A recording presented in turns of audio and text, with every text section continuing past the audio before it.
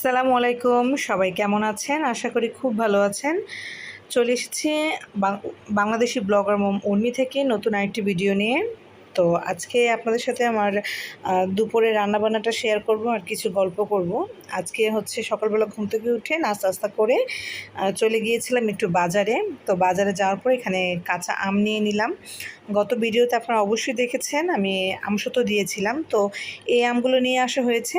একটু এগুলোকে ছিলে আমি আম ডাল খাওয়ার জন্য এগুলোকে আমি ফ্রোজেন করবো আর কি সারা বছরের জন্য। এটা আপনি আম ডাল খাওয়ার জন্য ফ্রোজেন করতে পারেন। এমনকি এটাকে কিউব কিউব করে কেটে রেখে দিলে এটাকে হচ্ছে যে কোনো সময় জুস বানিয়েও খাওয়া যায়। মানে এটা একদম খুব ইজি ওয়ে এবং সারা বছর খাওয়ার জন্য একটা পারফেক্ট সিস্টেম। তো এখন হচ্ছে আমি বাজার টাজার করে আসার সময় দেখছিলাম যে ভ্যানে করে এরকম মাটির হাঁড়ি নিয়ে বসছে। তো আমার আসলে অনেক দিন ধরে খুব শখ ছিল মাটির হাঁড়িতে রান্না করব বা মাটির হাঁড়ি কিনবো। তো একটা ফ্রাই প্যান ডিজাইনের হচ্ছে এটা। তো ভাবলাম যে এটাতে হচ্ছে যেহেতু মাটির এটাতে আমি কিছু ভাজি টাজি করতে পারবো বা রুটি বানাতে পারবো, এজন্য এটা নিলাম। আমার আসলে এই মাটির হাঁড়ির মানে বিষয়ে কোনো নলেজ নাই বা আসলে মানে কোনো নাই আর কি, আইডিয়া নাই যে কীভাবে কী করতে হয়, কারণ এর আগে আমি কখনও মাটির হাঁড়ি ইউজ করি নাই। তো যাই হোক, এখানে হচ্ছে আমি আনার পরে এগুলোকে প্রথম ক্লিন করে নিলাম। যখন আমি ক্লিন করেছিলাম তখন হচ্ছে আমার কাছে খুব ভালো লাগতেছিল, বিশেষ করে যেই কালো কড়াইটা, এটাকে দেখতে কালো মনে হতে পারে কিন্তু এটা ধোয়ার আগে একটু খসখসে টাইপ ছিল, কিন্তু ধোয়ার পরে এটা এত মসৃণ হয়েছে এবং এগুলোকে আমি প্রায় 2-3 বার করে ওয়াশ করেছি, যাতে হচ্ছে কোনো ধরনের কোনো বালু বা নোংরা জিনিস বা কিছুই না থাকে। একদম এটাকে ক্লিন করার চেষ্টা করছি। তো এখানে আমি ভালো করে ওয়াশ করার পরে যখন আমি আনি তখন আমি খেয়ালই করি নাই যে ফ্রাই প্যানের মতো যে মাটির হাঁড়িটা সেটা হচ্ছে একদম ফ্রেশ ছিল। উপরে একটু হালকা পাতলা ময়লা ছিল, ভাবছিলাম হয়তো বা ময়লা, কিন্তু যখন এটাকে আমি চুলায় বসাই তখন দেখলাম যেটার মধ্যে ছোট্ট একটা ছিদ্র আছে আর কি। তো মানে আমার মনটা এত খারাপ হয়ে গেল যে এত শখ করে একটা জিনিস আনলাম, এটা এই অবস্থা হয়ে গেল। প্রথম ওইটাতেই বসেছিলাম যে একটু রান্নাবান্না করবো আজকে যেহেতু আনলাম, কিন্তু আমার আসলে হয়ে ওঠে নাই। অবশ্যই ভিডিওতে সেটা আপনারা দেখবেন। তো এটাকে আমি একটা কড়াইকে হচ্ছে 2-3 বার করে 4 বার করে আমি ওয়াশ করে নিচ্ছিলাম যাতে এটা একদম প্লেন হয়। তো এখন হচ্ছে প্রায় 10টা-11টা বেজে গেছে, বাহিরে অনেক রোদ। তো ভাবলাম যতক্ষণ কাটাকুটি করব বা মাছ নিয়ে আসছি এগুলোকে ক্লিন করব, ততটুকু সময় এটা রোদে হচ্ছে শুকিয়ে যাক। তো এটা রোদে শুকাতে দিয়ে এসে এখানে হচ্ছে আমি যে মাছগুলো নিয়ে আসছিলাম আর কি সেগুলোকে এখন বের করে আমি এটাকে প্রসেস করে নেব। আর এই বাসাটায় হচ্ছে আমার যে উপরে আমার এই বাসায় আর কি কনস্ট্রাকশনের কাজ চলতেছে, তো সেজন্য জানালা খুলতে পারতেছি না, খুবই অন্ধকার দেখা যাচ্ছে, সবাই ক্ষমা সুন্দর দেখবেন। আর এখানে হচ্ছে পোলার চালের খুদ নিয়ে আসছিলাম, এটা দিয়ে হচ্ছে আমি বউয়া ভাত রান্না করব, অনেক টেস্টি হয়, একটু পোলাওর মতো গ্রান আসে, আর 3-4 রকমের ভর্তা করলে আমার বাচ্চারাও খেতে খুব পছন্দ করে। আর এদিকে হচ্ছে আমি 3টা মুরগি নিয়ে আসছি, মুরগিগুলো একদম বাজার থেকে আমি বেছে টেছে সব কিছু ক্লিন করে নিয়ে আসছি। তো এগুলোকে এখন আর বের করব না, এগুলোকে এরকম আমি টুকরো করে 2-3 টুকরো করে নিয়ে আসছি, এগুলোকে এরকম করে ফ্রিজে রেখে দিব। আর এখানে হচ্ছে বেশি মাছ নিয়ে আসি না, এটা হচ্ছে আমার প্রায় 10-15 দিনের মতো বাজার আর কি এখানে। তো মাছের একদম পুরো মাসের জন্য এবার বাজার করি নাই। ভাবলাম যে আমার আসলে পছন্দ হয় নাই, তো যতটুকু পছন্দ হয়েছে, যেটাই পছন্দ হয়েছে সেটা নিয়ে আসলাম। তো মাছের ব্যাগের মধ্যে হচ্ছে এরকম আমার চ্যাপা শুটকি ছিল, সরি চ্যাপা শুটকি না, এটা হচ্ছে বাঁশ পাতা যে শুটকি আমরা শীতল শুটকি বলি, সেটা ছিল। তো আমি যে নিয়ে আসছি আমার নিজেরই মনে ছিল না, আমি ব্যাগ ধোয়ার সাথে সাথে এটাকেও ভিজিয়ে ফেলছি। তো যে ভাবলাম যেহেতু রোদ আছে এটাকে একটা প্লেটের মধ্যে নিয়ে আমি রোদে শুকাতে দিয়ে দিই। তো এটাকে এখন নিয়ে রোদে শুকাতে দিয়ে আসলাম।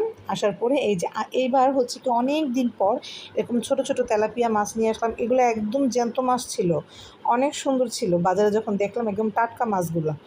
তো এখানে আজকে একটু চাষের দেখলাম কই মাছ, একটু বড় টাইপের, এই বড় টাইপের কই মাছগুলো আমার ভালো লাগে, এগুলোকে হচ্ছে 2 টুকরো করলে মাংসটা বেশি হয়, আমি আলু দিয়ে টমেটো দিয়ে রান্না করলে আমার কাছে বেশ ভালো লাগে। আর গ্রাম থেকে আসার সময় মা হচ্ছে ছোট গুটি আলু দিয়ে দিছিল, তো সেগুলো দিয়ে হচ্ছে এগুলো রান্না করবো, অবশ্যই আপনাদের সাথে সেটা শেয়ার করব। আর এখানে হচ্ছে চিংড়ি মাছ নিয়ে আসছি, কই মাছগুলোকে আমি বাজার থেকে কেটে নিয়ে আসছি, কিন্তু তারপর এগুলো দেখলাম যে বাসা আসার পরও নড়াচড়া করছে, লাফাচ্ছে, আমি হাত দিয়ে ধরতে পারতেছিলাম না, ভাবলাম যে কী মেরে দিল, এটা হচ্ছে এখনও লাফাচ্ছে। আসলে কই মাছের প্রাণ যেটা বলে আর কি কথায় কথায়, সেটাই সত্যি। তো এখন আমি মাছগুলোকে দেখছিলাম যে আসলে ভালো হয়েছে কিনা। আর এটা হচ্ছে আমি পাঙ্গাস মাছ নিয়ে আসছিলাম। পাঙ্গাস মাছটা বেসিক্যালি আমাদের ঘরে রান্না করে খাওয়া হয় না, এটা হচ্ছে ভাজি করে খাওয়া হয়। যেদিন একটু রান্নাবান্না করতে ইচ্ছা করে না সেদিন শর্টকাটে হচ্ছে এই পাঙ্গাস মাছ আমরা ভাজি করে ডাল রান্না করি বা ভর্তা বানাই করে সব কিছু করে এরকম টুকিটাকি ভাজি খেয়ে ফেলি আর কি। তো এই তো আমার কুটাকুটি শেষ। আজকে হচ্ছে চিংড়ি মাছ রান্না করব। আমার খুব এক্সাইটমেন্ট কাজ করতেছিল যে আসলে মাটির হাঁড়িতে রান্না করবো, কারণ কখনো করি নাই। তো যাই হোক, তো এখানে হচ্ছে সব কিছু প্রসেস করে নিয়েছিলাম। আসলে মাছগুলোকে আমি গুনতেছিলাম যে কয়টা কী আছে, এটা কতটুকু করে রান্না করলে আমার কতদিন যাবে। আসলে যারা আমরা মধ্যবিত্ত সংসার তারা সবাই এই জিনিসটা মানে সবার মধ্যেই চলে যে যতটুকুই আছে ততটুকুর মধ্যে কোনো রকম করে মানে চালিয়ে নেওয়া। আর এই ডিমটা হচ্ছে কই মাছ থেকে কাটার পর বের হয়েছে, তো কই মাছের ডিমটা ভাজি করে ফেলবো।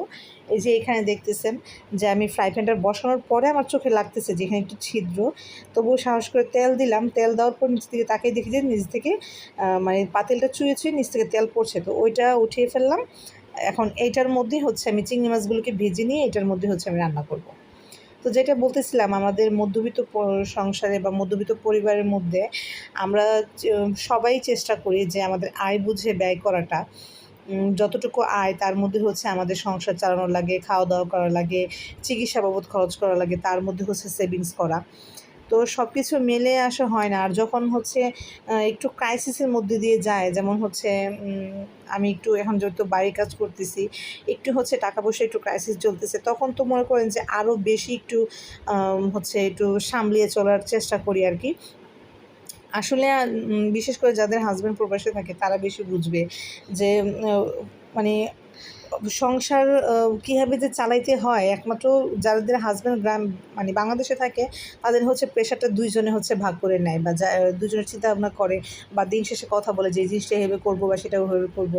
কিন্তু আসলে আমরা যাদের হাসব্যান্ড মানে প্রবাসে থাকে তারা চাইলেই এত কিছু আসলে শেয়ার করা যায় না, কারণ হচ্ছে এমনিতেই সে একা থাকে, তার এমনিতেই অনেক মেন্টালি প্রেশার, তার মধ্যে যদি সংসারে আরও নানা দিক তার কাছে বলা হয় বা জানানো হয় সে আরও প্রেশারে থাকে। দেখা যাচ্ছে যে এখন এই জিনিসটা আমার হচ্ছে দরকার, প্রয়োজন, মানে না হইলেই না, তখনই হচ্ছে জিনিসটা আনার চেষ্টা করি বা খরচ করা বা ব্যবহার করার চেষ্টা করি। হয়তো বা মাঝে মধ্যে একটু শৌখিন জিনিসও আনি আর কি। তো এই আর কি এই যতটুকু সংসারে খরচ দেয় তার থেকেই হচ্ছে আমাদের চলাফেরা করতে হয়, তার থেকেই হচ্ছে আমাদের মেয়েদের একটু জমিয়ে সংসারে এটা সেটাই কেনাকাটা করতে। এখন এর এত কিছুর কথা তো আর পুরুষ মানুষের কাছে বলা যায় না, সেটা হচ্ছে সব মহিলাদের ক্ষেত্রেই। এটা আমরা প্রবাসী ওয়াইফ বলি আর হচ্ছে বাংলাদেশি ওয়াইফ বলি। সবাই আমার মাকে দেখতাম যে বাবা বাংলাদেশেই থাকতো, কিন্তু মাকে যতটুকু হাত খরচের টাকা দিত সেই থেকেই মা হচ্ছে একটু করে জমায় রেখে আমাদেরকে ড্রেস বানিয়ে দিত, ঘরের একটা হাঁড়ি পাতিল কিনতো, কিন্তু নিজের জন্য কখনো কিছু কিনতো না। তখন ভাবতাম যে মার হয়তো বা কিছুই লাগে না, হয়তো বা আমাদেরই লাগে। মার কাছে বলতাম মা এটা কিনে দাও, ওইটা কিনে দাও। কিন্তু আসলে এখন নিজের সংসার হওয়ার পরে নিজে বুঝতেছি যে আসলে মাদের কিছুই লাগে না তা না, মাদেরও লাগে, কিন্তু ওই জিনিসটা আসলে আমরা মানে নিজেদের যে লাগে এই জিনিসটা মানতেই চাই না, স্যাক্রিফাইস করি সন্তানদের জন্য। কারণ আবার একটা জিনিস চিন্তা করি যে এতটুকু স্যাক্রিফাইস তো আমার করাই লাগতে পারে, কারণ আমাদের জন্য আরেকজন স্যাক্রিফাইস করছে দিনরাত এক করে কাজকর্ম করে বিদেশ থেকে। আমার মেয়েকে মাঝে মধ্যে বলি বা প্রায় সময় আজকেও বলছি যে বাবা দেখো দিন শেষে তো আমরা তিনজন একসাথে ঘুমাই, একসাথে কথা বলি, একসাথে খাবার খাই, কিন্তু তোমার বাবা তো খুব একা। তো যাদের বাবা আছে বলবো সবাই বাবাকে ভালোবাসবেন এবং শ্রদ্ধা করবেন। একটা মানুষ যে চলে গেলে আপনার দুনিয়াটাই অন্ধকার। একটা মানুষ ছাড়া মানে আমি মনে করি যে হাজব্যান্ড ছাড়াও স্ত্রী এবং বাবা ছাড়া সন্তানদেরকে মানে কেউই মূল্যই দিতে চায় না, একটা কুকুরের মতো সম্মান কেউ দিতে চায় না যদি তার গোড়া শক্ত না থাকে। তো যাই হোক, দোয়া করি সবাই সবার বাবা এবং বাবা মাকে নিয়ে সুস্থ থাকেন এবং ভালো থাকেন। আল্লাহ সবাইকে তার বাবা মার ভালো থাকার জন্য দোয়া করছি, এবং যাদের বাবা মা নেই, দুনিয়া থেকে চলে গেছে, তাদের আত্মার মাগফিরাত কামনা করছি। তো কথা বলতে বলতে আপনাদের সাথে আমার হচ্ছে এখানে রান্নাবান্না হয়ে গেল। চিংড়ি মাছটাকে একটু ভুনা করে নিলাম। তো যখন মানে রান্না করতেছিলাম এক কয়টাতে, তখন আমার খুব ভালো লাগতেছিল, কারণ রান্নাটা অনেক সুন্দর হয়েছে।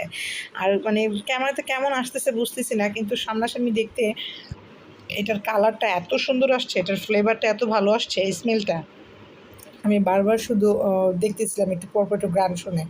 তো হচ্ছে যেহেতু মাছগুলো একদম একটু ছিল আর কি, নতুন ছিল আর কি, মানে সকালবেলায় নিয়ে আসছে ওরা। মাছগুলো দেখলাম যখন আমি নিচ্ছি তখন একটু একটু করে লাফাচ্ছে আর কি। মাছগুলো একদম টাটকা ছিল। তো হচ্ছে মাটির কড়াইতে রান্না করছে অনেকদিন পরে। আমার মনে হয় যে মাটির হাঁড়িতে রান্না করলে চুলাতে রান্না করলে বোধহয় আরও বেশি ভালো লাগতো। তো সাহস করে আর ওই ফ্রাই প্যানের মধ্যে ডিম ভাজিগুলো হচ্ছে বসাই নাই, এদিকে তাওয়ার মধ্যে বসিয়ে দিছি, যে ভাবলাম যে না ওইটার মধ্যে আর তেল দিয়ে এগুলোকে দিয়ে নষ্ট করার দরকার নেই, ওইটাকে হচ্ছে রুটি বানানোর কাজে ব্যবহার করে ফেলবো। তো এই হচ্ছে আমার আজকের দুপুরের খাবার। তো সবাই এতক্ষণ ধৈর্য ধরে আমার ভিডিওটা দেখার জন্য সবাইকে অসংখ্য পরিমাণ ধন্যবাদ। যদি আমার চ্যানেলটি অলরেডি সাবস্ক্রাইব করে থাকেন সবাইকে আমার কলিজা অন্তঃস্থল থেকে ধন্যবাদ। আর যদি সাবস্ক্রাইব করে না থাকেন অবশ্যই একটি লাইক কমেন্ট করে সাথে থাকবেন। আসসালামু আলাইকুম, দেখা হবে নতুন ভিডিওতে।